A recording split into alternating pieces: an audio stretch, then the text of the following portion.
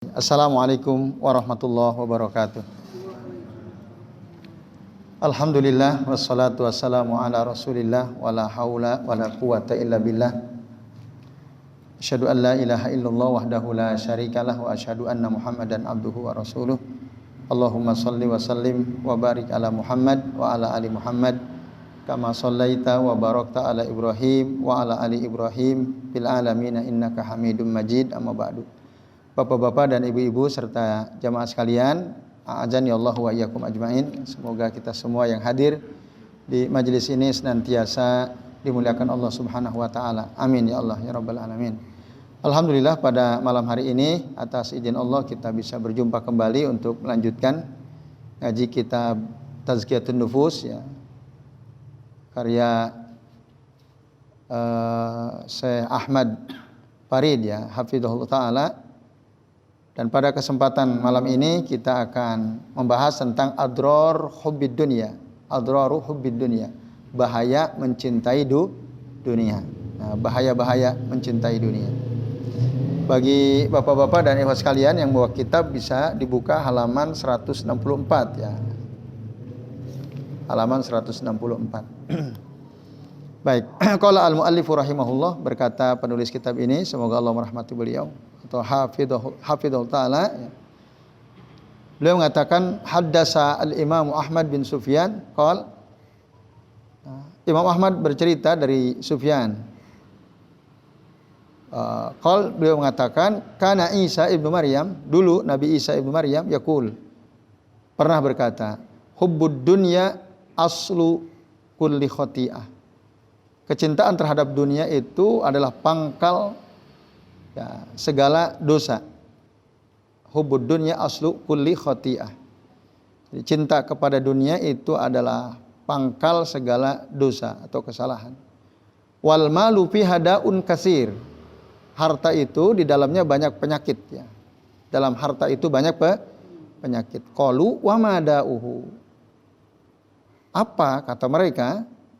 Ya, teman-teman Nabi Isa, apa itu penyakit dari harta itu? Nah, beliau katakan la yaslamu minal fakhri wal khuyala. Orang yang ya cinta dunia, kalau dia punya dunia, dia tidak akan selamat dari kesombongan dan keangkuhan. Orang kalau punya dunia, dia akan tertimpa ya setidaknya penyakit al-fakhr wal khuyala ya. Angkuh, sombong. Lalu ditanya lagi oleh ya, umatnya, fa in salima, kalau selamat dari penyakit itu, angkuh dan sombong itu bagaimana? Ya, maka Nabi Isa berkata, yusgiluhu islahuhu an dzikrillahi azza wa jalla. Maka ya, kalau dia selamat, dia akan sibuk mengurusi dunia sehingga ya, dia lalai dari berzikir kepada Allah azza wa jalla. Dia lalai dari mengingat Allah Subhanahu wa ta'ala. Nah, itu akibatnya. Kalau dia tidak sombong, dia tidak angkuh, ya setidaknya dia akan lalai dari mengingat Allah ta'ala. Sibuk dengan hartanya, sibuk dengan bisnisnya, zikirnya nggak jalan ya, ibadahnya kurang jalan. Nah, itu dalam hadis yang disebutkan oleh Imam Ahmad di dalam kitab Musnadnya, tapi hadis ini dhaif ya. Hadis dhaif, tidak ada sanad yang dikenal. Itu ya. Dan ini disampaikan oleh Syekhul Islam Ibnu Taimiyah dalam kitab Majmu' Al-Fatawa. Nah, jadi laisa huwa hadisan bal ma'ruf an Jundub wa yadhkuru anil Masih. Tapi emang dikenal dia berasal dari Jundub dan disebutkan ini dari Isa Al-Masih. Itu bapak-bapak dan ibu-ibu serta jamaah sekalian ya, terkait dengan derajat hadis ini ya. Jadi dia dianggap hadis dhaif dan hadis mursal. Nah, kemudian fahubbud dunya huwallazi ammara an-nara bi ahliha wa zuhdu fid dunya huwallazi ammara al-jannata bi ahliha. Kecintaan terhadap dunia itulah yang ya, menjadikan neraka itu ya, penuh ya dengan orang-orang yang cinta dunia. Sebaliknya bersikap zuhud terhadap dunia. Apa itu zuhud terhadap dunia? Tidak dikendalikan dunia ya. Artinya justru dia bisa mengendalikan dunia. Nah, itu yang meramaikan sorga, maksudnya yang memenuhi sorga ya, oleh mereka yang zuhud terhadap dunia. Kemudian orang yang mabok karena cinta dunia, itu maboknya itu lebih parah daripada mabok karena khomer. Mabok karena khomer buruk atau tidak? Buruk. Tapi mabok dunia lebih buruk lagi. Itu kira-kira ya. A'zam min sukaril bil khomer ya. Karena apa? Orang yang mabok dengan dunia itu, dia tidak sadar, tidak akan sadar. Kecuali ketika dia sudah ada di liang lahat. Dalam kegelapan liang lahat dia baru sadar. Kalau dirinya itu disibukkan dengan urusan dunia. Berarti kita ini nih, belum, andai kata kita yang kena penyakit cinta dunia, kita nggak akan sadar. Sampai nanti kita mati. Di liang lahat baru kita sadar. Nah, maka hati-hati ya, kecintaan terhadap dunia itu mengerikan ya. Orang tidak sadar, menurut keterangan dari Syekh Ahmad Farid ini ya. Dia mabok tapi nggak sadar gitu, maboknya nggak sadar. Kalau mabok karena khomer sadar nggak dia? Dia sadar, setidaknya abis dia sembuh, waduh aku tadi mabok gitu ya. Kalau mabok dunia dia nggak akan sadar-sadar, gitu, nggak akan sembuh. Maka kata Yahya bin Mu'ad rahimahullah, ad-dunya khomrus syaitan. Dunia itu khomernya syaitan. Man sakara minha fala yafiku illa bi askari al-mauta nadiman bainal khasirin. Jadi dunia itu khomernya syaitan. Barang siapa yang mabok karena khomer syaitan, yaitu hubud dunia, dia tidak akan sadar kecuali kalau dia ya sudah dikelilingi oleh malakul maut ya, akan dicabut nyawanya, baru nanti saat itu dia akan menyesal di antara orang-orang yang merugi. Itu dia baru menyesal nanti ya. Wa aqallu ma fiha annahu yulhi an hubbillahi wa dzikrihi. Seminim-minimnya bahaya cinta dunia itu ya, dia akan melalaikan pelakunya dari cinta kepada Allah dan zikir kepada Allah Ta'ala. Maksudnya orang yang cinta dunia ya, setidak-tidaknya dia akan lalai untuk mencintai Allah, dia akan lalai untuk berzikir kepada Allah. Dan orang yang dilalaikan oleh hartanya, maka dia termasuk golongan orang-orang yang rugi ya, fahuwa minal khosirin. Kenapa? Karena ketika hati seorang hamba lalai dari berzikir kepada Allah, nanti akan ditempati syaitan tuh hatinya. Barangkali bapak-bapak dan ibu-ibu dan ikhwas sekalian pernah mendengar ya perkataan Syekhul Islam Ibnu Taimiyah itu, "Adz-dzikru lil qalbi kal ma'i lis samak." Zikir bagi hati itu bagaikan air bagi ikan. Zikir bagi hati bagaikan air bagi ikan. Kaifa idza kharaja samaku minal ma. Coba lihat bagaimana keadaan ikan kalau dia keluar dari air. Tenang enggak ikan yang keluar dari air? Enggak tenang dia. Begitu. Kelepek-kelepek dia ya. Itulah hati. Kalau tidak pernah zikir karena sibuk dengan urusan harta, sibuk dengan urusan dunia, akhirnya syaitonlah yang akan menempati hati kita tersebut yang kosong dari zikir. Nah, akhirnya si syaiton ini akan memalingkan dia ya. Haitsu arada, kemana saja si syaiton itu ingin memalingkan kita. Itu. Nah, itu bahayanya kalau kita cinta dunia.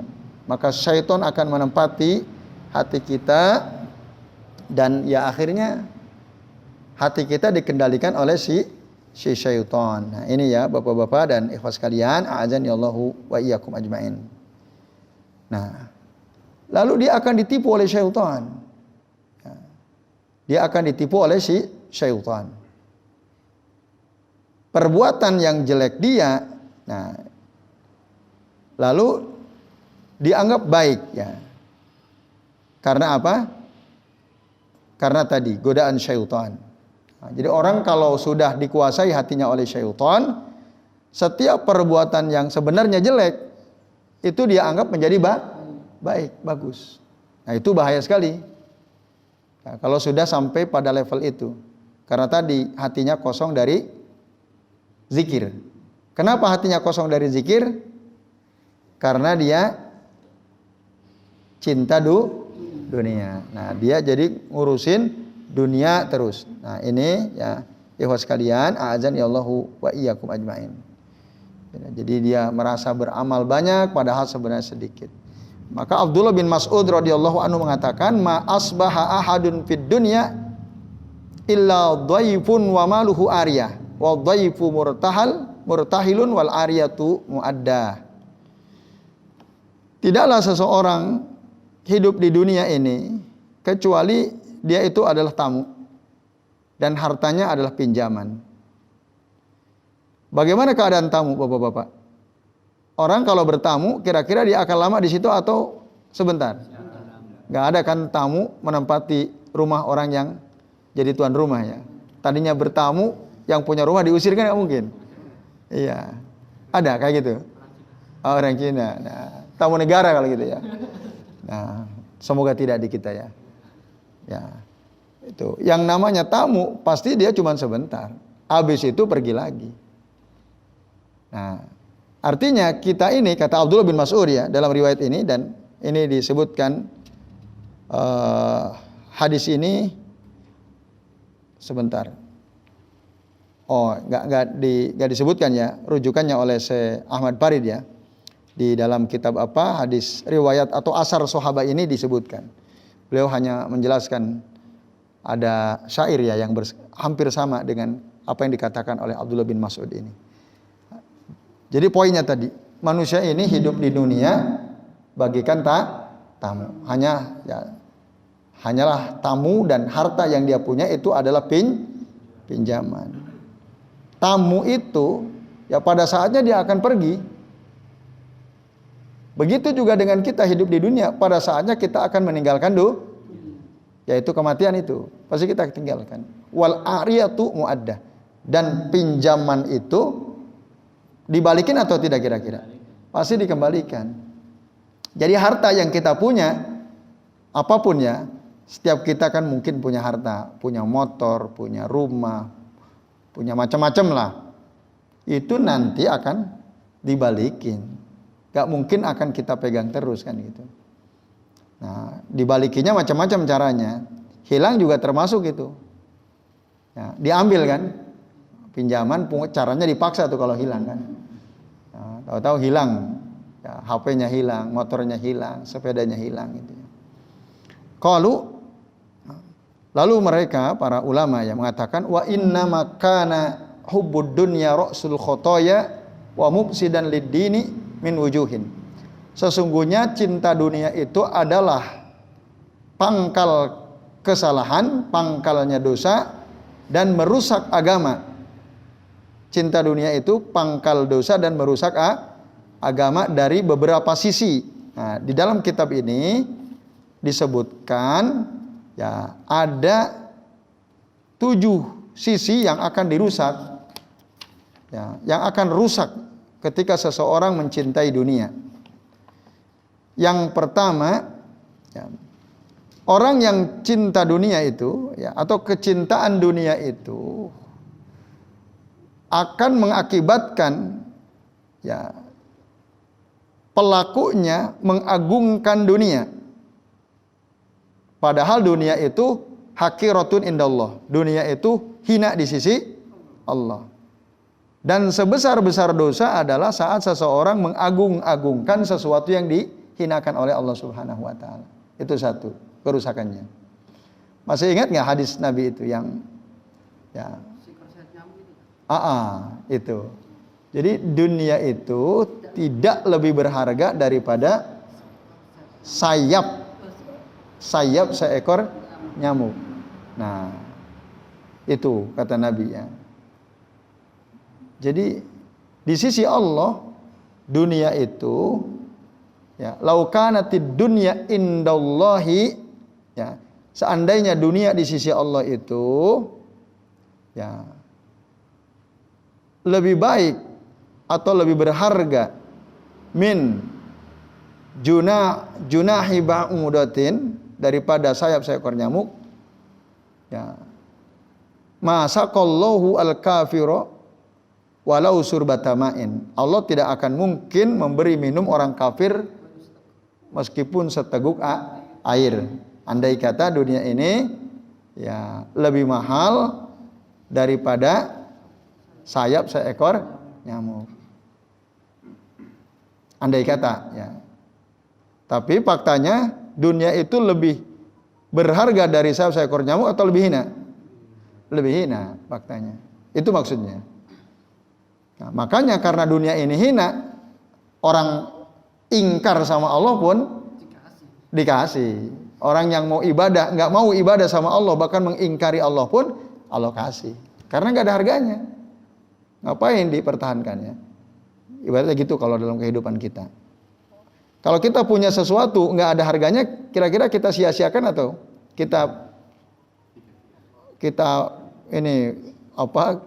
Kita pegang erat-erat, dibuang, pasti dibuang. Ya, iya. Nah, itulah dunia di sisi Allah Subhanahu wa Ta'ala. Maka, nah, di sini katakan wa min akbarid dzunubi ta'dzimu ma haqqarahullahu ta'ala. Di antara dosa terbesar itu adalah mengagungkan sesuatu yang dihinakan oleh Allah Subhanahu wa Ta'ala. Kok dia mengagung-agungkan dunia. Tuh, itu bahaya pertama. Bahaya kedua, annallaha la'anaha wa maqataha wa abghadaha illa ma kana lahu fiha. Sesungguhnya Allah Ta'ala itu melaknat dunia. Allah membenci dunia. Allah murka terhadap dunia. Kecuali dunia yang digunakan untuk hak Allah Subhanahu wa Ta'ala. Dunia apabila kita memilikinya lalu kita tunaikan haknya dalam rangka untuk ibadah pada Allah, misalnya keluarkan zakatnya, rajin bersedekah, gitu ya. Itu lain. Tapi kalau hanya untuk dirinya dinikmati oleh dirinya sendiri lalu dia lupa hak-hak harta tadi, nah, itu dilaknat oleh Allah Ta'ala. Dibenci oleh Allah Ta'ala, dimurkai oleh Allah Subhanahu wa Ta'ala. Maka barang siapa yang mencintai sesuatu yang dilaknat, dibenci, dimurkai Allah, berarti dia telah ya menjerumuskan dirinya terhadap azab. Ya, azab Allah, fitnah, ya, fitnah atau azab, berarti dia telah mendorong dirinya untuk mendapatkan kemurkaan Allah, ya, mendorong dirinya untuk dibenci oleh Allah Subhanahu wa Ta'ala. Itu bahaya kedua. Yang ketiga, ya, orang kalau cinta dunia, maka target hidupnya adalah apa? Dunia. Apa-apa yang dikejar dunia. Saya begini, saya harus dapat dunia. Kalau enggak mau dia. Bahkan, nah, lebih parah lagi, orang yang cinta dunia, dia akan menjadikan amal-amal akhirat yang harusnya ditujukan kepada Allah, dia gunakan sebagai sarana untuk mendapatkan dunia. Yang harusnya amal itu untuk akhirat, tapi dia jadikan sebagai wasilah untuk mendapatkan dunia. Jadi kebolak-balik. Nah, misalnya apa, bapak-bapak? Sedekah. Ya. Harusnya sedekah itu lillah, ya kan? Ikhlas lillahi ta'ala. Bantu orang. Tapi orang yang cinta dunia, sedekahnya itu dijadikan sarana agar dia dapat uang lebih banyak. Apalagi ada orang yang selalu mendorong-dorong begitu ya. Jadi kalau kita, walaupun benar memang kebaikan itu akan dilipat gandakan menjadi 10 kali lipat.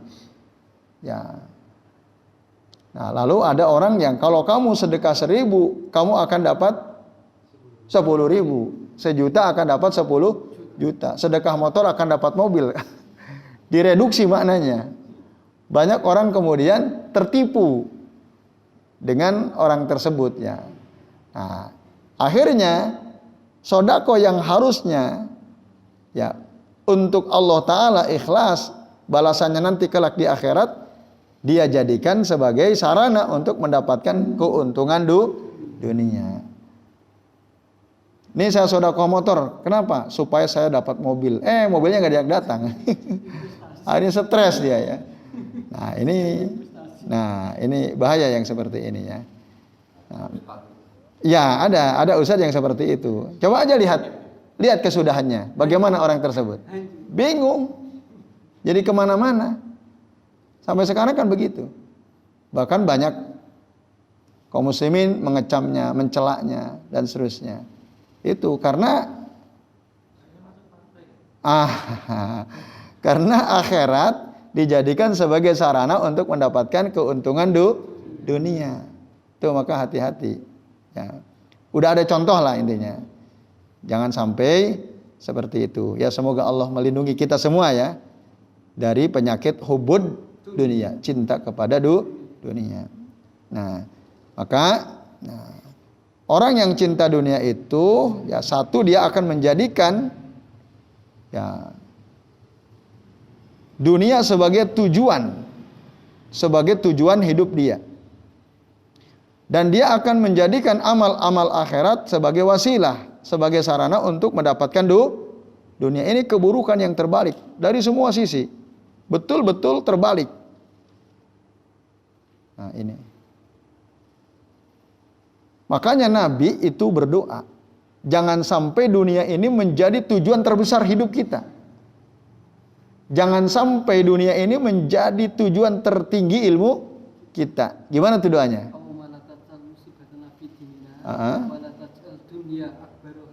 Ya. Ya. Nah, asabtum sahih barakallahu fikum. Itu di antara doa yang sering dibaca oleh Rasul. Allahumma la taj'al musibatana fi dinina. Ya Allah, janganlah engkau jadikan musibah ini menimpa agama kami. Tahu maksudnya musibah menimpa agama? Oh, ini ngeri. Kalau musibah dunia gampang cepat sembuh. Tapi kalau musibah mengenai agama kita, wah itu repot. Penderitaannya bukan hanya dunia saja, tapi dunia akhirat. Kalau kita kena musibah di dunia, menderitanya di dunia, dan itu pun sebentar. Ada waktunya sembuh kan? Tapi kalau musibah kena agama kita, nah itu bisa jadi kita nggak sadar, akhirnya kita menderita dunia akhirat. Contoh apa? Musibah agama itu apa? Kesyirikan, kebid'ahan, senang berbuat syirik, senang berbuat bid'ah. Orang yang begini nih berarti dia agamanya kena musibah. Nah itu bahaya. Ya, itu bahaya. Maka Rasul berdoa tadi, Allahumma la taj'al musibatana fi dinina. Ya Allah, janganlah engkau jadikan musibah kami menimpa agama kami. Lalu wala taj'alid dunya. Nah, ini doa ini penting banget nih teman-teman sekalian ya, bapak-bapak dan ibu-ibu. Ya. Karena dengan inilah kita memohon kepada Allah supaya jangan sampai hidup kita ini tujuannya dunia gitu. Nah, kalau kita nggak berdoa, ya bisa sangat mungkin syaitan akan terus ya memalingkan kita dari tujuan akhirat menjadi dunia. Maka tadi yang kedua, wala taj'alid dunya akbaru hammina. Jangan engkau jadikan ya Allah dunia ya sebagai tujuan terbesar hidup kami. Sebagai ya tujuan terbesar apa yang kami inginkan dalam hidup ini. Wala mablaghu ilmina, dan jangan pula engkau jadikan dunia ini sebagai tujuan tertinggi ilmu kami. Ada enggak orang nuntut ilmu tujuannya dunia? Ada enggak? Banyak. Bahkan jangan-jangan kita mesen sama anak begitu. Nah, belajar yang sungguh-sungguh biar kaya, biar banyak duit, biar gampang cari kerja, kan gitu. Ya atau tidak? Banyak orang tua yang pesannya begitu? Banyak enggak? Nah, jangan-jangan kita termasuk. Kalau itu lain ya. Itu. Nah, itu ya. Maka banyak orang ya magrur, tertipu oleh syaitan ketika dia mencari ilmu tujuannya dunia. Maka kata Nabi ya itu. Dalam doanya Allahumma la taj'alid dunya akbaru hammina wala mablaghu ilmina wala tusallit alaina man la yarhamuna. Dan jangan engkau kuasakan kepada kami orang yang tidak sayang kepada kami. Dasar enggak di doa? Dasar di doa. Ada yang hafal selain Mas Fajar? Kau ikan hafal? Hafal tapi lupa. Ya, mending lah ya. Harus sudah pernah tahu ya. Ini tanda bahwa antum tidak ngamalin doa ini ya. Kalau antum ngamalin, kadang ngamalin, kadang tidak ya. Nah, iya. Pak Bambang hafal? Belum ya. Nah, iya teman-teman, ini betul-betul ilmu loh dari Rasul ini. Jadi sayang banget kalau ini lewat gitu. Karena setiap kita sangat potensial untuk disesatkan oleh syaitan. Gitu. Kalau bisa antum setiap kali sujud tuh baca. Setiap tasyahud terakhir tuh antum baca. Antara azan iqamah antum baca. Minimal sambil ngapalin itu aja dulu. Nanti udah hafal ganti yang lain kan gitu. Coba bareng-bareng ya. Allahumma la taj'al musibatana fi dinina wala taj'alid dunya akbaru hammina terus wala mablaghu ilmina wala tusallit alaina man la yarhamuna. Pak Darwis hafal? Pak Daris? Lupa. Alhamdulillah lupa. Mas Abdo? Belum. Mas Apri? Belum juga. Mas Tinggar? Belum. Kalau kita? Nanti nunggu share-share. Mas Oki udah hafal? Belum. Itu siapa teman antum? Mas Dian? Belum Mas Dian. Jenengan Pak hafal Pak? Dengar baru kali ini. Asmane Pak sinten Pak jenengan? Pak Teguh. Parbo sini. Warga. Bapak. Masya Allah. Ini anak soleh Pak insya Allah putranya Bapak ya. Pak Rebo ini. Ya itu. Nah maka bapak-bapak dan ikhwat sekalian, ibu-ibu ya. Ini kalau bisa hafalin. Nanti Mas Fajar di-share Mas Fajar ya. Sudah. Cepat banget. Iya, yang itunya aja kan? Potongannya aja kan? Ya. Ini aslinya panjang nih doa itu. Itu bagian akhir ya. Enggak apa-apa. Boleh enggak kita berdoa dengan doa yang diajarkan Rasul tapi hanya mengambil sebagian? Boleh. Karena kalau kepanjangan bingung ngapalinnya kan? Enggak hafal-hafal. Sebagian karena ketika pun dipisah enggak ada masalah. Nah, titik tekannya kan beda-beda gitu ya. Nah, itu ya ikhwas sekalian, a'azani Allah wa iyyakum. Kalau Nabi sih sering baca doa ini di akhir majelis. Nah, di akhir majelis. Panjang, Allahumma qsim lana min khosyatika itu dan seterusnya. Itu. Ini kan bagian terakhirnya ya. Oke, itu ya. Supaya apa? Kita ya hidupnya tidak menjadikan dunia sebagai tujuan terbesar hidup kita. Jangan sampai kita tolabul ilmi, belajar ilmu tujuannya dunia. Jangan. Dunia insya Allah ngikutin, nanti ada ya. Nanti ada hadisnya. Ini hadisnya menarik nanti ya. Kalau kita fokusnya akhirat, dunia itu ngikutin. Jangan dunia diprioritaskan, akhirat jadi ya sarana untuk mendapatkan dunia. Jangan. Tapi dibalik, dunialah yang dijadikan sarana untuk mendapatkan kenikmatan akhirat. Nah, itu yang benar. Bisa nggak caranya? Dunia kita jadikan sebagai sarana untuk mendapatkan kenikmatan akhirat. Bisa atau tidak? Bisa. Caranya gimana? Misalnya. Nah, iya, setiap kita beraktivitas selalu niatkan untuk ibadah. Apapun ya, kita misalnya kerja, aslinya kan untuk dunia kan? Untuk supaya kita bisa makan, bisa minum gitu kan? Bisa menafkahi anak, nafkahi istri. Itu dunia aslinya, urusan dunia. Tapi kita niatkan. Nah, saya kerja karena mentaati perintah Allah. Apa ada perintahnya kerja? Ada nggak? Ada. Gimana tuh perintahnya? Al-Jumu'ah. Terus? Fa idza qudiyatis sholatu fantashiru fil ardi wabtagu min fadlillahi wadhkurullaha katsiran la'allakum tuflihun. Apabila sholat sudah ditunaikan, bertebaranlah kalian di atas muka bumi, carilah karunia Allah. Kan suruh kerja itu. Salat Jumat ayat 10. Itu dasarnya. Jadi setiap kita mau kerja itu ingat sama ayat ini, gitu, ingat. Nah, itu. Dalam hadis Nabi juga jelas, ada nggak perintahnya? Ada. Ihris alama yanfa'uka, terus wasta'in billah wala ta'jazan wala ta'jaz. Gitu ya. Semangatlah kamu untuk mendapatkan apa yang bermanfaat bagimu, minta tolonglah sama Allah dan jangan lemah. Itu gagal bangkit.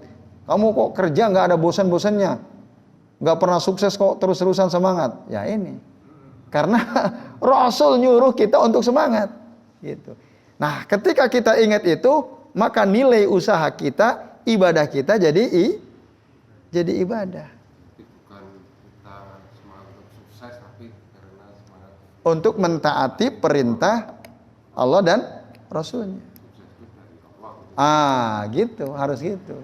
Antum nih kan mau mulai usaha antum harus ingat ini, bahwa antum bekerja, antum berjualan itu dalam rangka untuk mentaati Allah dan Rasulnya.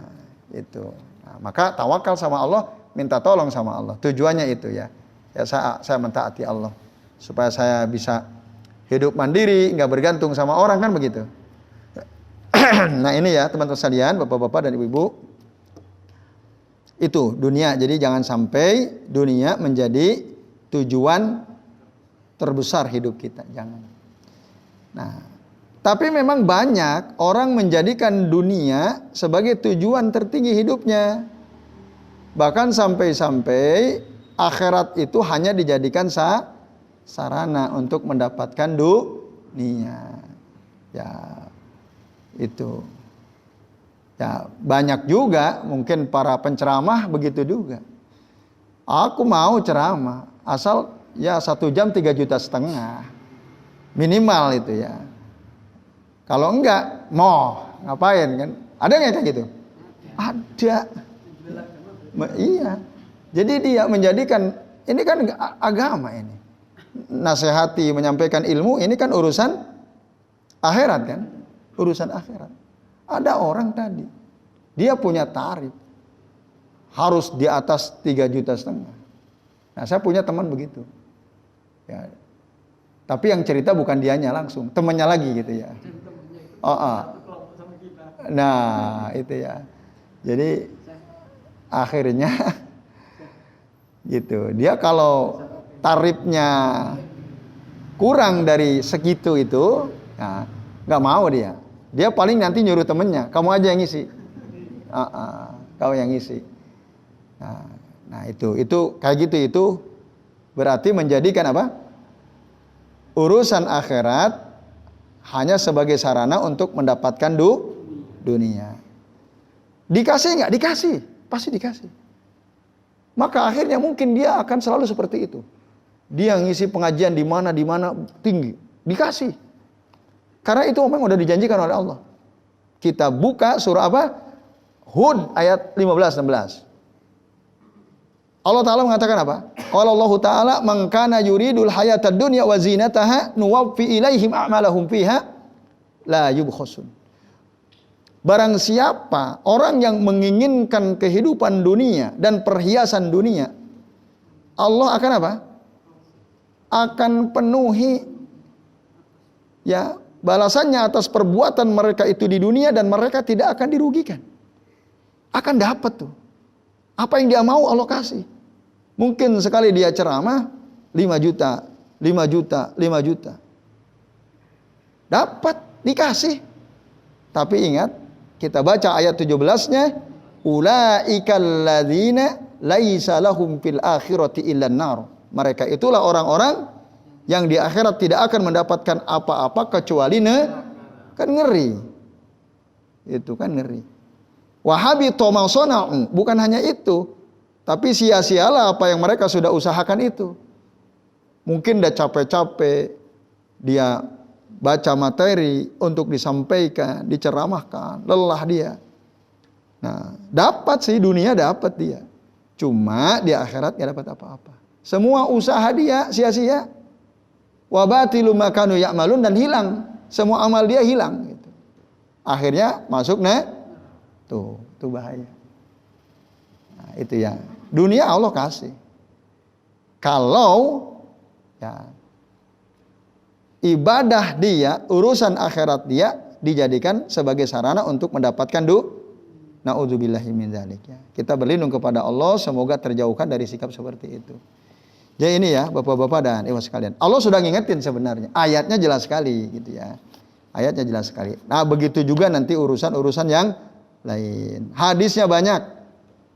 Di antaranya disebutkan di sini hadis dari Abu Hurairah tentang 3 golongan orang yang oleh Allah dicelupkan sebentar saja ke neraka. Atau orang yang, bahkan dikatakan orang yang mereka pertama kali akan masuk ke dalam neraka. Nah, itu ya. Bahkan ya itu yang pertama-tama masuk ke dalam neraka itu siapa? 3 golongan. Al-ghazi, al-mutasaddiq, wal-qari. Ghazi itu orang yang berperang tapi tidak lillahi ta'ala. Perangnya itu sekedar untuk apa? Dianggap sebagai pahlawan, ingin mendapatkan decak kagum orang-orang, ingin dipuja-puji oleh orang, semangat dia berperang. Tahu-tahu kata Allah, kadzabta, bohong kamu. Dia bilang, saya berperang di jalan Allah. Kadzabta, bohong kamu. Karena Allah tahu kan isi hati seseorang. Akhirnya dia dicemplungin ke dalam neraka. Orang yang rajin sodako, kenapa kamu rajin sodako? Karena engkau ya Rabb. Kadzabta, bohong kamu. Nah, akhirnya dicemplungin padahal kelihatannya ahlu sodako gitu. Sodakonya kenceng. Wah, tapi tujuannya tadi ya, supaya dipilih gitu ya. Kenceng sodakohnya. Nah orang-orang yang kayak begini, dia sodako, tapi tujuan supaya orang milih dia. Nah, orang yang kayak gini ini diterima atau tidak sodakohnya? Diterima atau tidak di sisi Allah Ta'ala? Tidak. Sia-sia enggak nanti akhirnya? Sia-sia. Kalau niatnya tidak sedekah tapi memang karena tak kasih, memang kamu ini saya. Ya itu lebih parah lagi kalau emang.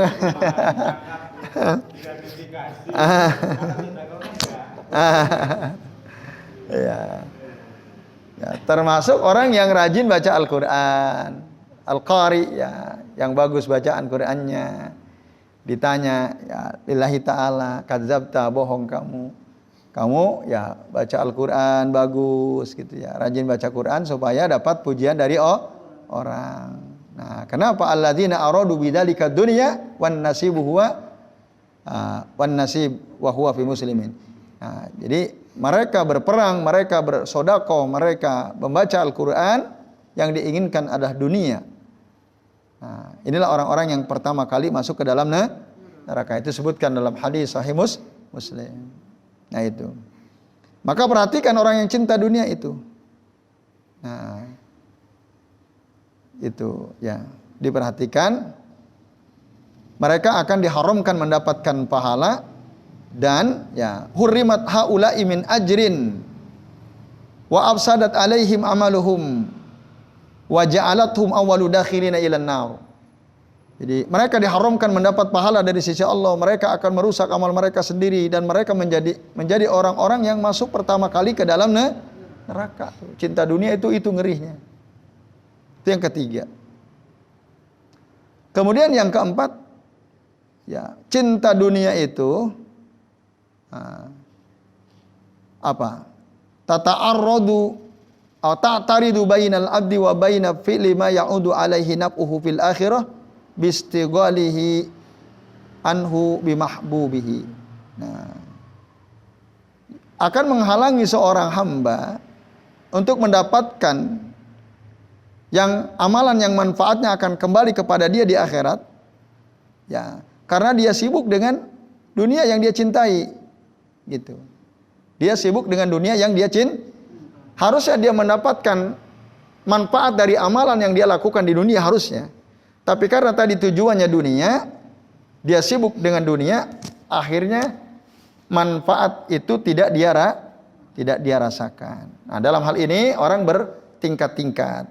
Ada orang yang disibukkan dengan dunia, ya, sibuk dengan dunia, akhirnya dia lalai dari beriman, lalai dari syariat-syariat Allah Subhanahu wa Ta'ala. Karena dia sibuk ngurusin dunia, imannya nggak dia perhatiin. Ya, aturan-aturan Allah Ta'ala dia tidak perhatikan.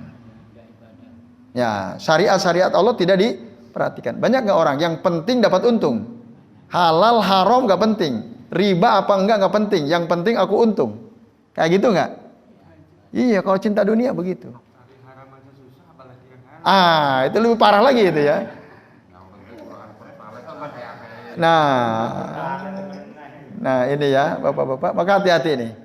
Ya, kita harusnya paham masalah ini ya. Jadi orang yang berilmu itu, orang yang senantiasa belajar itu harusnya berbeda dengan orang pada umumnya. Nah, ada juga di antara mereka yang sibuk ya dengan dunia, mencintai dunia. Nah, sehingga dia melalaikan kewajiban-kewajiban dia. Lalai karena dia sibuk dengan urusan dunia. Salatnya jadi lalai. Ya.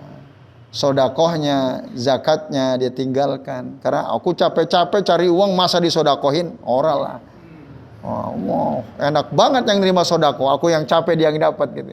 Ini kan kacau itu kalau orang seperti itu. Tapi ada nanti orang begitu, ada sibuk ngurusin dunia, yang wajib-wajib dia tidak lakukan. Nah, itu ya. Ada juga di antara mereka ya, yang disibukkan dengan dunia, urusan dunia, sehingga lupa dari kewajibannya. Ya. Ada di antara mereka yang sibuk dengan dunia dan dia tidak menunaikan kewajibannya pada waktunya. Tadi sholat misalnya, waktunya kan jelas, azan. Dia sibuk dengan urusan dunia, akhirnya sholatnya selalu mundurkan di luar waktunya. Nah, banyak kayak gitu, banyak banget tuh, karena dia sibuk dengan urusan dunia. Nah, akhirnya dia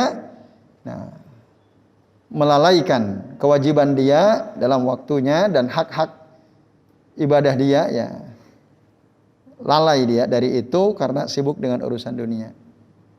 Nah, ada juga di antara mereka yang sibuk dengan urusan dunia sehingga dia lalai urusan ibadahnya. Ya. Urusan ibadah hatinya dalam hal yang wajib ya. Nah, akhirnya yang harusnya diperuntukkan untuk Allah, ya, untuk kewajiban dia kepada Allah, itu tidak terjadi, itu ya. Nah, mungkin secara zahir dia nampaknya sholat gitu ya. Secara zahir orang sibuk dengan dunia, sholat dia. Tapi secara batin yang diingat waktu sholat, untungnya kira-kira piro ini. Ya, pelangganku teko ora iki ya. Nah, gimana ini? Itu terus waktu sholat pikirannya. Sholat dia, secara zahir sholat, tapi secara batin dia tidak sholat. Itu orang yang sibuk dengan dunia. Nah, maka orang yang cinta dunia itu berbahaya ya, bapak-bapak dan ibu-ibu serta jamaah sekalian. Nah, itu.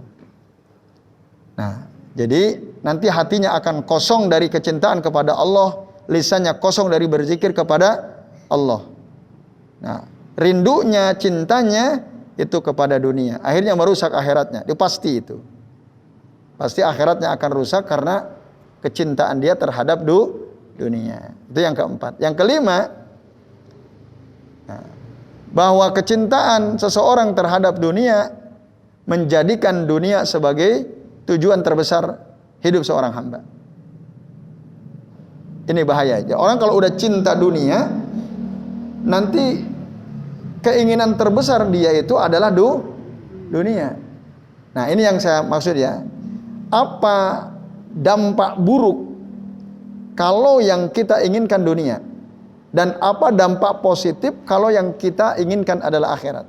Nah, ini hadis ini penting dihafal ini.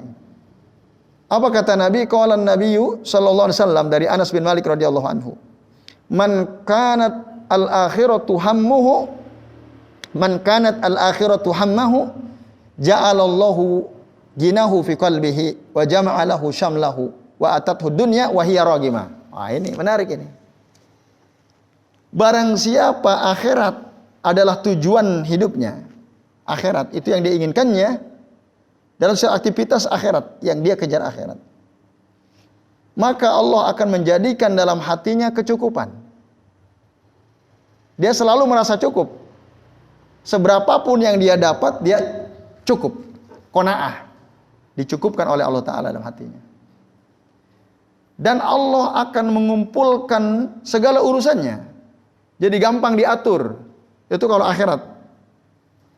Ya, jama'a lahu samlahu. Jadi segala urusannya itu Allah akan kumpulkan. Artinya mudah diatur. Kalau tujuan ya yang ada dalam hatinya, yang dia inginkan dalam hatinya adalah kenikmatan kehidupan akhirat.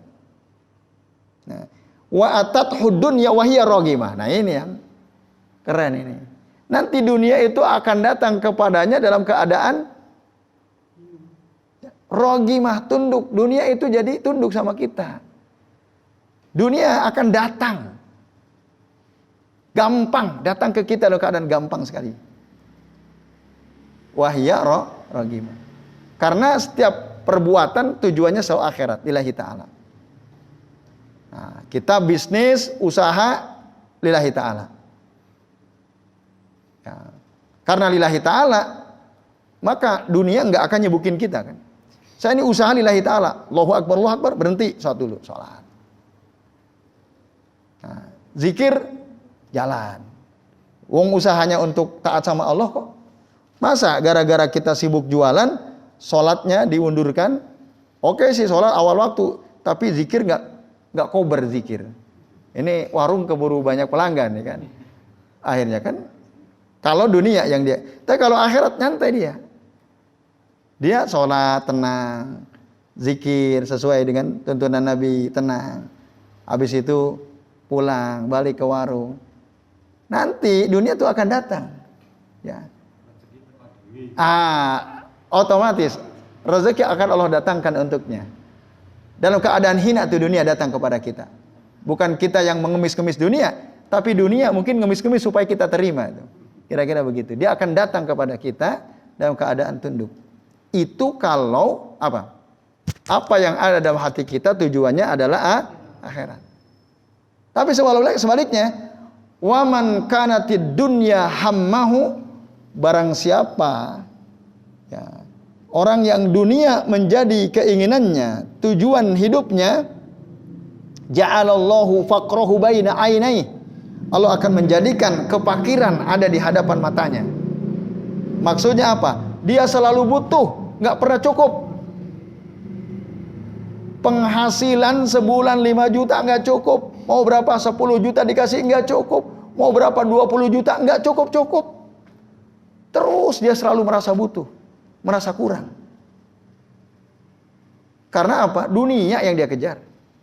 Tapi kalau akhirat boro-boro 20 juta, boro-boro 10 juta, boro-boro 5 juta, 3 juta pun cukup. Bahkan kurang dari itu pun cukup. Kalau orang yang dia kejar adalah akhirat. Itu pasti. Nanti segala kebutuhan dia digampangkan oleh Allah. Dicukupkan. Nampaknya kalau dihitung-hitung nggak masuk. Tapi kok bisa aja. Semua bisa dia lakukan. Nah itu karena apa? Tadi dunia nanti akan datang. Kalau tujuannya akhirat. Tapi kalau tujuannya dunia nggak cukup-cukup. Selalu dia merasa butuh. Nah wa farraqa alaihi syamlahu. Urusannya dipecah-pecah. Susah dia ngatur. Walam ya'tihi minad dunya illa ma qad qaddara lahu. Dan dunia tidak datang kepada dia kecuali apa yang sudah Allah takdirkan. Itu baru. Dia nggak akan bisa senang dengan dunianya, nggak. Hatinya itu selalu sibuk, capek, lelah. Kok nggak cukup-cukup ya? Kurang terus. Itu bahaya. Ini bapak-bapak dan ibu sekalian, hadisun sahih. Hadis sahih riwayat Imam At-Tirmidzi. Ingat nih hadis ini. Nah, jadi tadi apa? Man kanatil akhiratu hammahu, ya. Ja'alallahu ginahu fi qalbihi wa jama'alahu syamlahu, ya, wa atathu dunya wa hiya ragimah. Wa man, ya, kanatid dunya hammahu ja'alallahu faqrahu baina ainaihi wa farraqa lahu wa farraqa alaihi syamlahu. Kemudian walam ya'tihi minad dunya illa ma qad qaddara lahu. Illa ma qad qaddara lahu. Nah ini, rumusnya udah ada belum sebenarnya? Kalau kita ingin hidup bahagia dunia akhirat, rumusnya udah ada belum? Udah ada, ini rumus ini. Tulis tuh besar-besar. Ya, bahkan di layar handphone tuh, kita buka HP oh ini. Nah itu. Supaya kita ingat, jangan sampai kita ini ya menjadikan dunia sebagai keinginan terbesar hidup kita. Ya. Jadi berapapun kita dapat rezeki, alhamdulillah. Udah. Itu dimanfaatkan untuk kehidupan akhirat. Baik, itu ya Bapak-bapak dan ikhwas sekalian. Mana?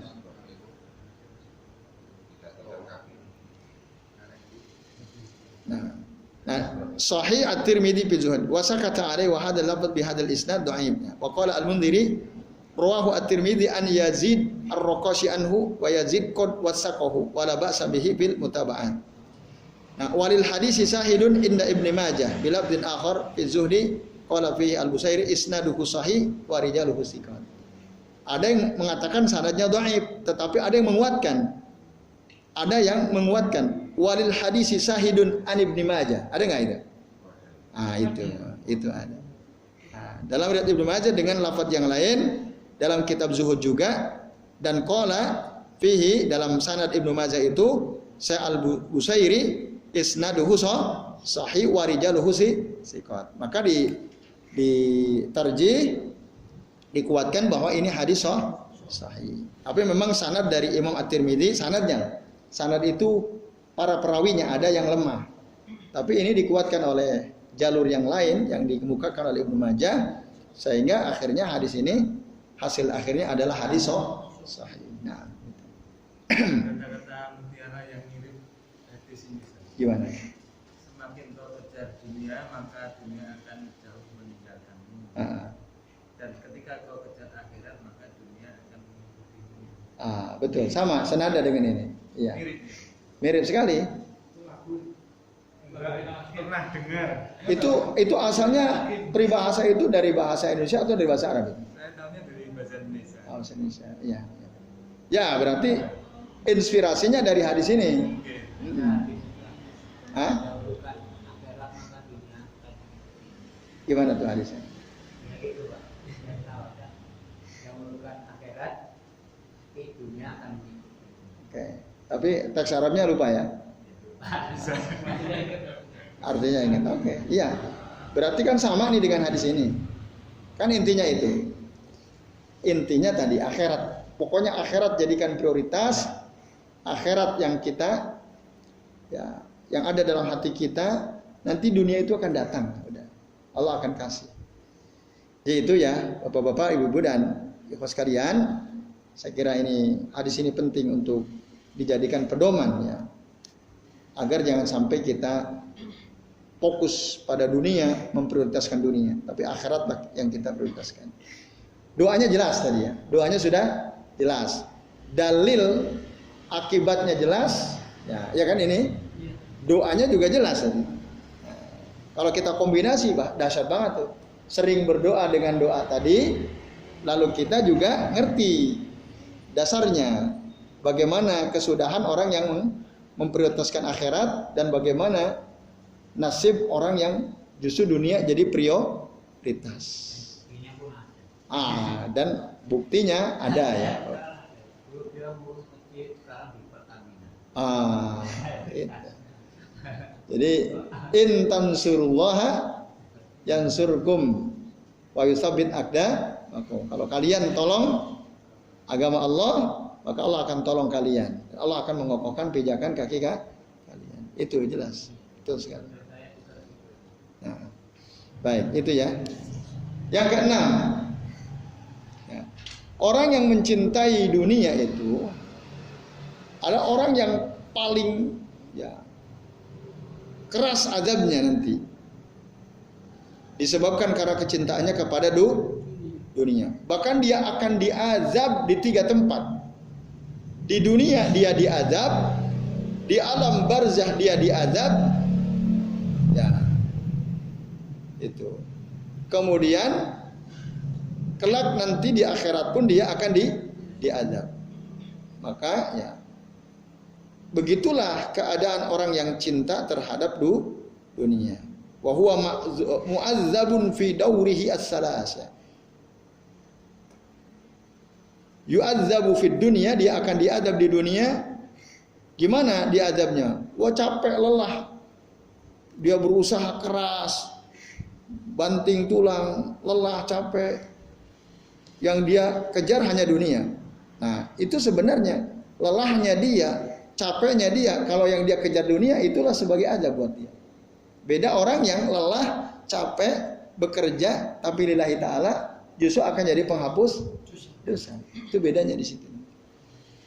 Nah, tapi orang yang tujuannya emang ingin betul-betul ngumpulin dunia, ya, sampai dia sholat lewat, tilawah Quran nggak pernah, zikir juga nggak pernah gitu ya. Lisannya nggak pernah bahasa dengan zikir. Lisannya hanya selalu digunakan untuk waduh untungnya berapa. Nah, itu terus sibuk. Nah, capek, lelah dia. Nah, itu azab sebenarnya. Nah, di alam barzah begitu juga. Nah, dia akan rugi. Ketika dia dikubur, apakah dunia yang dicintai akan nolong dia atau tidak? Tidak. Dia sendirian disiksa di alam kuburnya. Dunia yang dia cintai tidak akan menggantikan dirinya. Nah, gitu. Maka ya orang yang diantara orang yang paling keras azabnya di kuburannya adalah orang yang cinta dunia. Nah, itu. Nah, nanti yang terjadi apa?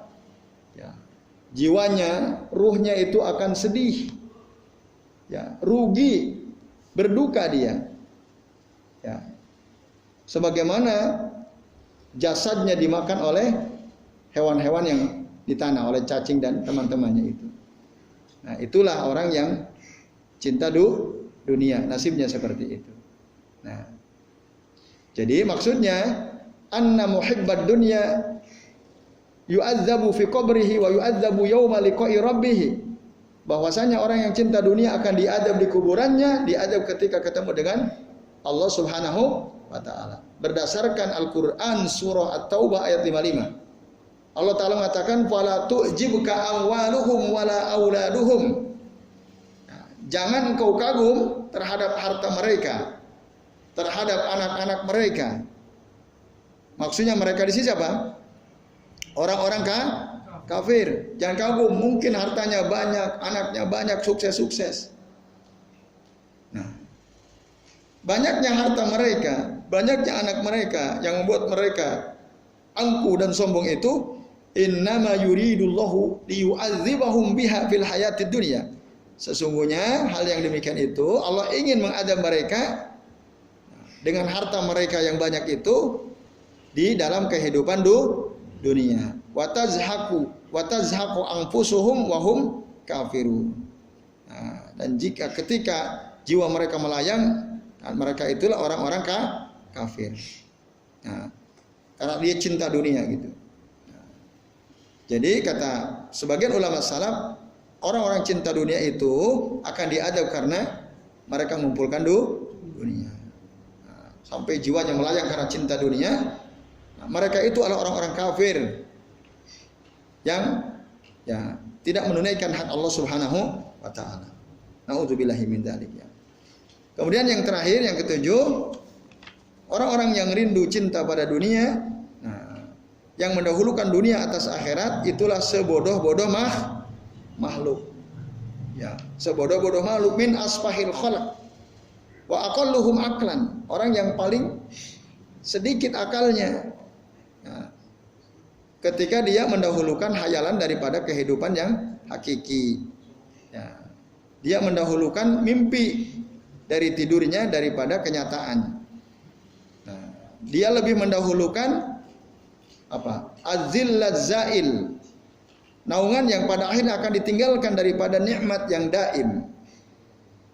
Wadarul faniyah. Dia akan mendahulukan tempat yang fana daripada tempat yang kekal, yaitu akhirat. Dia menjual kehidupan abadi dia dengan kehidupan dunia. Nah, ini hanyalah mimpi suatu kaum ya. Dia bagikan kazil lizail, tempat berteduh yang pada akhirnya akan ditinggalkan oleh dirinya. Nah, ini. Maka ada sebuah bait ya dari sebagian ulama salaf, ya ahlal ladzatid dunya la baqo alaha in igtiraron bidzilli zaili hubbun. Wahai orang-orang yang mengejar kelezatan dunia yang tidak kekal, dunia itu tidak kekal, sesungguhnya mereka itu tertipu dengan apa? Dengan naungan yang akan ditinggalkannya, dan ini adalah kebodohannya. Maka Yunus bin Abdul A'la berkata, ma syabihatid dunya illa karajulin nama faru'a fi manamihi ma yakrahuhu wa ma yuhibbu fa bainama huwa kadzalik intabah. Tidaklah dunia itu mirip kecuali seperti seseorang yang tidur lalu dalam tidurnya dia mimpi. Ya. Mimpi melihat apa yang dia benci dan apa yang dia suka. Nah, dia melihat apa yang dia benci, apa yang dia suka, apa yang tidak dia suka, apa yang dia suka. Lalu pada saat dia lihat itu, tiba-tiba terbangun. Tiba-tiba terbangun. Itu kata Yunus bin Abdul A'la. Itu perumpamaan dunia. Kata-kata beliau. Wa asbahul asya' bid dunya adzillu. Ya. Tusabu lahu haqiqatan sabitah wa huwa fi taqallusin wan kibadin fatatba'uhu litudrikahu para tulhikuhu. Nah, jadi sesuatu yang paling mirip serupa dengan dunia itu apa disebut? Azil, naungan. Naungan dianggap atau bayangan. Yang dia anggap bayangan itu ada hakikatnya. Padahal dia hanya sekedar bayangan yang apabila dikejar, dapat nggak tuh bayangan? Nggak ada hakikatnya, cuma bayangan. Semakin dia kejar, semakin nggak terkejar. Itu. Dan sesuatu yang paling serupa dengan dunia itu adalah fata morgana. Yang dikira di situ ada air menurut orang yang kehausan. Tapi ketika dia datangi ternyata dia nggak mendapatkan apa-apa. Itu. Nah, dan sesuatu yang serupa dengan dunia itu seperti seorang wanita tua yang sudah jelek, sudah tidak menarik, gitu ya. Tapi dia menginginkan untuk menikah, lalu dia menghias dirinya untuk para pelamar kaum laki-laki dengan berbagai perhiasan. Lalu dia menutupi segala keburukan dirinya. Maka orang-orang banyak tertipu. Dia tutup wajahnya, dia berhias sehebat dan sebaik mungkin, menunggu para pelamar datang. Nah, orang yang tidak pernah melihat aslinya si nenek tua ini, lalu ingin menikahinya. Nah, ingin menikahinya. Faqalat la mahra illa faqdul akhirah. Fa innana darratan ya, darratani. Wajtama'na ghairu ma'dzunin fihi wala mustabah. Itu istilahnya. Jadi akhirnya ya, banyak orang-orang ingin melamar si wanita tua ini karena tidak melihat wujud aslinya.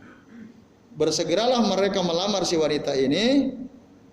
Nah, kemudian ketika dibuka, wajahnya dibuka, penutup wajahnya dibuka, barulah nampak keburukannya. Ketika tahu, oh ternyata sudah nenek-nenek keriput gitu ya. Akhirnya segera ada di antara mereka yang ceraikannya, membebaskan diri gitu ya. Malah justru ketakutan, dikiranya gadis muda gitu ya. Tapi ada di antara mereka yang tetap mempertahankan ya. Tapi nah, pamas tatammat lailatu arsihi illa bil awili wasiyah. Tapi ketika malam purnama bukannya kebahagiaan yang didapatkan, tapi dia hanya menjerit-jerit ya. Nah itu perumpamaan dunia ya. Jadi mirip dengan itu. Ya, ini ya dikatakan atau diceritakan oleh Syekh Ahmad Farid ya. Jadi ada orang yang seperti itu. Nah, bapak-bapak dan hadirin sekalian, azan ya Allah wa iyyakum ajmain. Inilah dia di antara beberapa bahaya cinta terhadap dunia. Nah, itu. Maka nanti ya, ketika kita pulang ke akhirat, ya, padahal waktu kita hidup di dunia selalu memburu dunia, maka semua akan ya, fama raja'a ahadun minhum illa wa huwa maksurul junah. Tidaklah ada yang kembali salah seorang dari mereka kecuali dia bagaikan seekor burung yang sayapnya patah gitu. Sayapnya patah. Jadi sudah tidak ya bisa mendapatkan kenikmatan lagi, udah nggak bisa terbang lagi. Nah ini bahkan ya mereka akan terjebak ya, terjebak dalam satu jebakan. Nah, itu keadaan orang-orang yang saat mereka hidup di dunia ya, mendahulukan kenikmatan dunia. Nah, itu maka bapak-bapak, ibu-ibu dan jamaah sekalian, tadi jangan sampai hidup kita ini lebih apa? Memprioritaskan kehidupan dunia dan kenikmatan akhirat lah. Insya Allah nanti dunia akan datang dengan sendirinya atas izin Allah Ta'ala ya. Kalau yang kita prioritaskan adalah kehidupan akhirat. Jadi saya kira ini bapak-bapak, ibu-ibu dan jamaah sekalian ya, mudah-mudahan ya ini apa menyadarkan kita bahwa hidup ini yang ya harusnya kita dahulukan adalah akhirat, dan bahkan ya semua kita ini sebenarnya diciptakan oleh Allah Ta'ala untuk beribadah. Wa ma khalaqtul jinna wal insa illa liya'budun. Saya kira itu. Sebelum diakhiri, barangkali ada di antara Bapak Ibu dan ikhwas sekalian yang mau bertanya. Ada, silakan. Kalau kita. Apakah boleh kita mengatakan bahwa cintailah dunia atau hartamu Sekedar sehingga harta atau dunia itu bisa kamu bawa sampai akhirat. Jadi kita harus mencintai dunia, tapi saking cintanya maka harus sampai ke akhirat. Bisa kita bawa ke akhirat. Boleh saja mencintai dunia untuk bisa kita manfaatkan. Peribahasa seperti itu kan. Kayaknya agak susah. Orang cinta dunia pasti lupa akhirat. Konsekuensinya itu. Jadi sebenarnya ada sebuah cerita gitu. Ada seorang yang beribadahnya terputus dan bebannya ringan, makannya ringan. Kenapa bisa begitu? Karena saya sangat mencintai harta saya. Makanya bagaimanapun harta saya ini bisa saya bawa sampai ke akhirat gitu dia bilang gitu. Oke. Nah itu perspektifnya lain gitu. Ya. Tapi sebenarnya ambigu itu ya. Karena orang yang ya tadi cinta dunia itu pasti akan melalaikan akhirat, pasti. Nah, tapi kalau orang cinta akhirat, maka dunia dia akan gunakan untuk kehidupan akhirat. Istilah saya mencintai dunia, walaupun ya saya paham ya perspektifnya. Itu kalau begitu bukan mencerminkan dia cinta dunia sebenarnya. Jadi dia cinta akhirat sebenarnya. Nah, dia ingin kehidupan kenikmatan akhirat kan. Itu. Menurut saya ambigu istilah itu ya. Apa ya? Iya menyesatkan itu. Orang cinta dunia itu nggak mungkin akhirat kepikiran. Orang cinta dunia. Masa untuk akhirat yang dicintai dunia? Nggak bisa. Berarti tujuan dia apa dengan harta yang dia punya? Ya saya karena yang tujuannya karena cinta dunia itu kan. Apa mungkin orang cinta dunia lalu bisa mendahulukan akhirat misalnya? Nampaknya agak susah ya. Berdasarkan keterangan yang kita sudah bahas pada pertemuan sebelumnya. Jadi orang cinta dunia itu pasti lambat laun dia akan melalaikan akhirat. Itu Allah alam begitu kalau kita ya. Nah, itu istilah yang menurut kami ambigu lah. Cinta dunia kok karena untuk akhirat kayaknya agak susah. Ya wallahu a'lam bishawab. Nah. Ada lagi bapak-bapak? Ya silakan Pak Prabowo ya. Kalau kita tahu ada orang yang cinta dunia, Ya. kita itu cukuplah memang itu takdirnya atau kita bisa mendunakan. Maksudnya melihat ada orang gampang rezekinya gitu. Cinta dunia, saya kata kita tadi, kita tidak ada yang menjual kan. Ya. Cara kita teman Ustaz itu bisa digunakan atau adanya jaminan takdirnya itu. Oh gitu. Maksudnya pernyataan begitu boleh atau enggak gitu? Ya, itu bisa digunakan dan insya Oh gitu. kembali akan ingat pada akhirnya. Ya, tidak dunia terus yang dikejar gitu ya. Memang sudah ditakdirkan oleh Allah begitu. Iya. Sikap kita yang baik itu menggunakan atau karena jadi sudah takdirnya. Oh ya. Ya terima kasih Pak Bu. Tentu saja sikap terbaik kalau kita melihat ada seseorang, apalagi teman kita, ya saudara kita, yang menyeleweng, menyimpang dalam hidupnya gitu ya. Dunia yang dia kejar, yang terbaik, ya kita doakan tentu saja. Kalau kita, biarin aja, itu udah takdirnya gitu ya.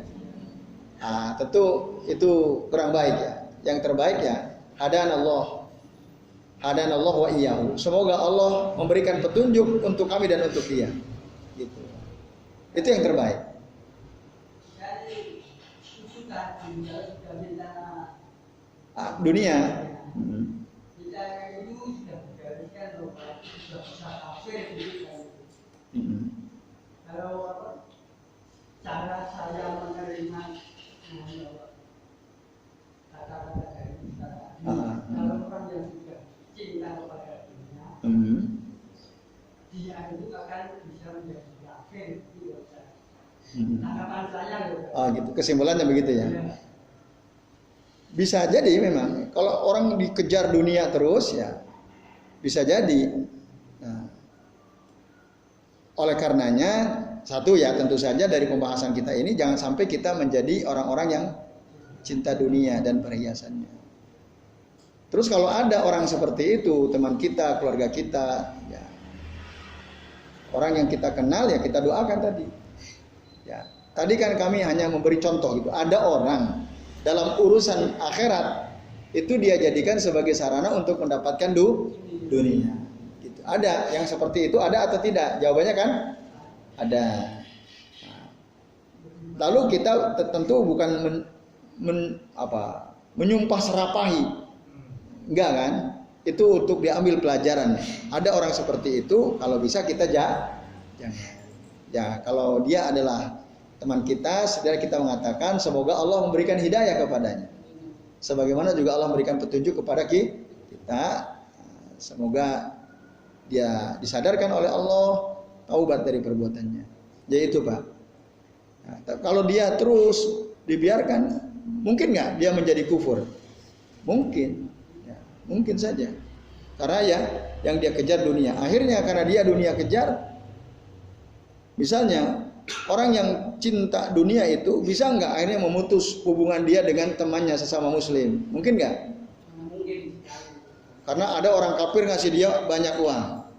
Udah kamu ceramah sesuai dengan keinginan orang kafir. Kamu minta berapa? 50 juta, oke kami kasih. Asal kamu dukung kami, terus kamu jatuhkan mereka gitu kan. Mungkin nggak? Oh sangat mungkin. Nah itu kan bisa menjadi kafir katanya. Dia dekat dengan orang kafir, sekongkol dengan orang kafir karena apa? Orang kafir menjanjikan dunia. Nah, sehingga dia ngomong sesuatu yang menyakitkan orang beriman.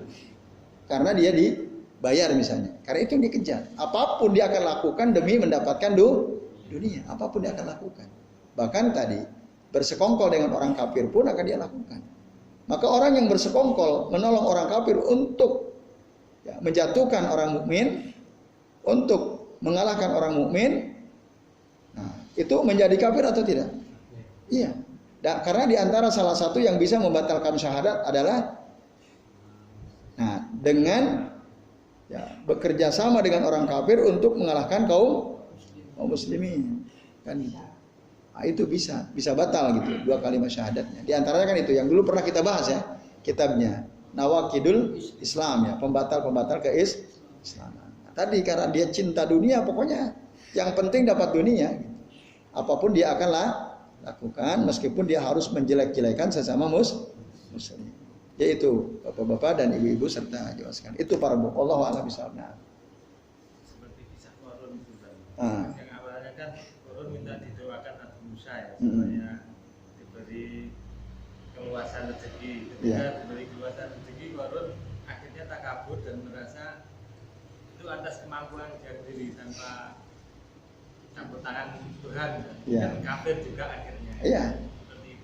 Dia merasa karena kehebatan dirinya kan. Jadi semua apa yang dia dapat karena kehebatan dirinya. Dia lupa sama Allah. Nah itu bahaya ya. Kalau dunia yang jadi prioritas hidup kita. Jadi saya kira itu ya. Jadi bab ini membahas tentang bahaya cinta dunia. Maka sebisa mungkin ya, jangan sampai kita menjadi golongan hamba-hamba Allah yang mencintai dunia itu. Karena tadi bahayanya sudah sangat jelas saya kira. Baik bapak-bapak, ibu-ibu dan jamaah sekalian, ya, kita cukupkan sampai di sini. Insyaallah masih ada 3 pembahasan ya. Mudah-mudahan bisa kita khatamkan kitab ini. Nah, nanti ya, setelah khatam nanti kita pikirkan apa kitab yang akan kita pelajari selanjutnya. Baik, kami akhiri. Wassallallahu ala Muhammadin wa ala alihi wa sahbihi wa baraka wa sallama alaihim ajmain. Billahi taufiq wal hidayah. Wassalamualaikum warahmatullahi wabarakatuh.